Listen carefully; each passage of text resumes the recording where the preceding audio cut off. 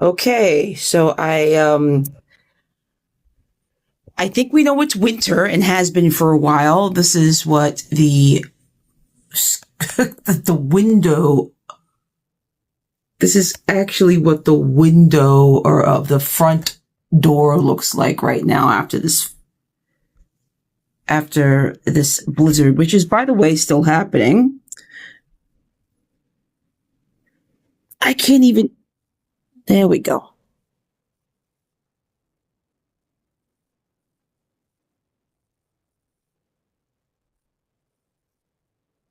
And it's still snowing.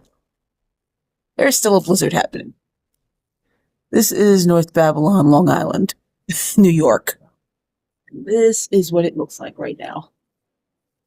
This is the front stoop. Like, literally have to open this door like that. You have to push it. Ugh.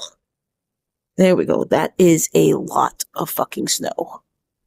We get it. It's fucking winter. Can spring happen already? Thanks.